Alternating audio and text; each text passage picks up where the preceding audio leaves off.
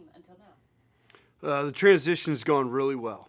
As far as the biggest thing with the transition is anytime you have a change in the head of an organization, whether it be a football program or a business, there's going to be a culture change. There's going to be a change in the expectation of what's acceptable and unacceptable and so forth. And that's really hardest on the players because us as a coaching staff, we know what we're looking for. We know what to expect and what we want.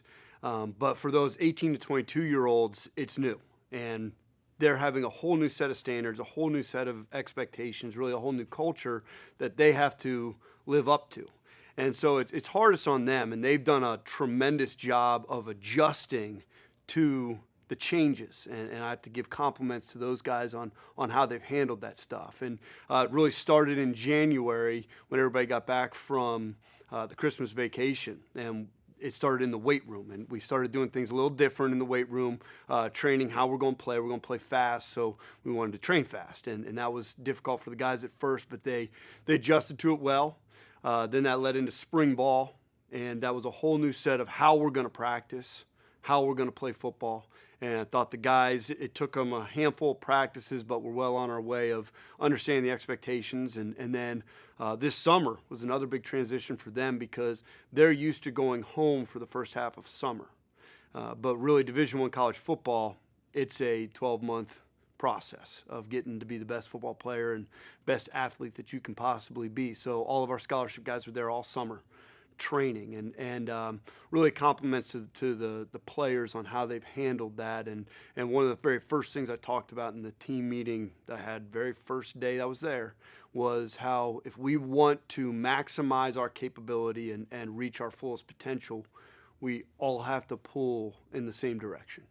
And thus far, by and large, the guys have done a great job with that. And give us your general thoughts about your upcoming season. Really excited about the season. I mean, this is the time of year where you're starting to chomp at the bit. You're coming off of vacation, and the guys have been in the weight room for a long time, training hard, and you're ready to put the pads on and play a little football. So we've got a really hungry football team. Eastern Kentucky is traditionally a very strong football program. I mean, one of the best traditions in all of college football. 21 conference championships, that's the most in the OVC. Second most playoff appearances all time.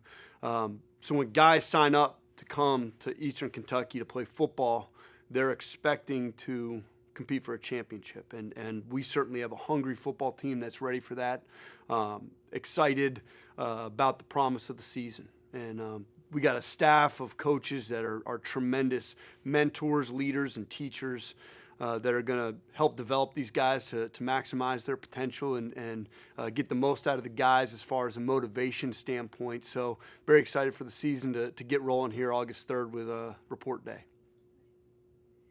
What do you like most about your team this year? Really excited about the senior class.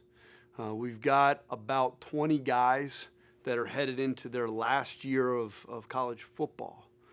And the thing about seniors is they're going to lead the team. The team is going to go the direction that the seniors take them. And the funny thing about a senior is as you're going through your journey as a college football player and you start getting to the end of that tunnel and the light starts getting bigger and brighter, your focus goes to essentially one of two things. It's either going to go to what is my personal legacy, what are my personal accomplishments going to be, or what are we going to accomplish? What are we going to do as a team? And feel very strong that we've got a group of seniors that are focused on the we and focused on the team and accomplishing things together, because I think that they're smart enough to know that personal accolades and personal accomplishments follow very successful teams. So they're ready to play well as a team. What do you think your biggest challenge is for your team this year?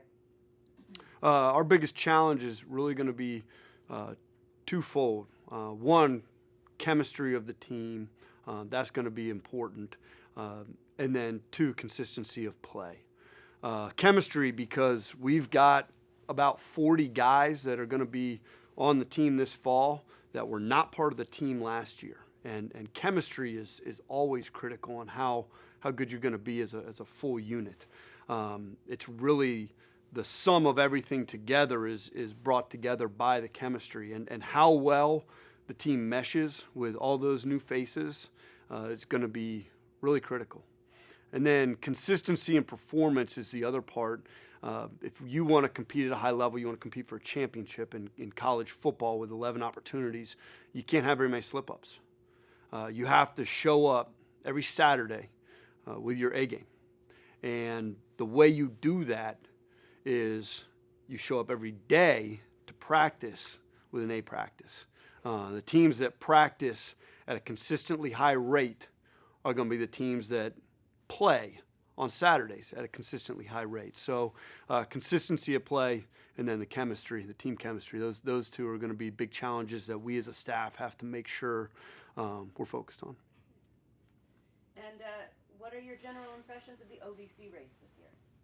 Well, I'm no expert on the OVC. This being my first year in the conference, whether as an assistant or the head coach. So I'm not the expert, but I've done my fair share of research and it doesn't take much research to realize that Jacksonville State is the team that everybody's chasing right now. Back-to-back conference champs, went undefeated in conference play last year, went to the national championship game. They were ranked number 1.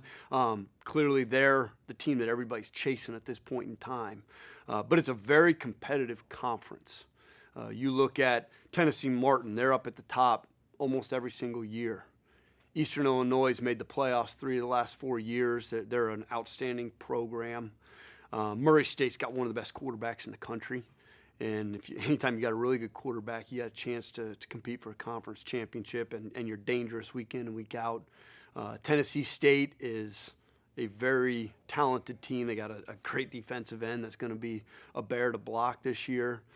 There's a couple other programs that have brand new coaches in there that are Austin Peay and Tennessee Tech. They're both going to inject a lot of energy into the program. And then there's SEMO, and I have a ton of respect for Coach Tuke and what he does. He's an outstanding coach, and he'll have his team ready to go. So top to bottom, it's going to be a very competitive conference, and one that I think you'll see a couple teams making the playoffs, and it's going to be a fun and exciting year to chase that.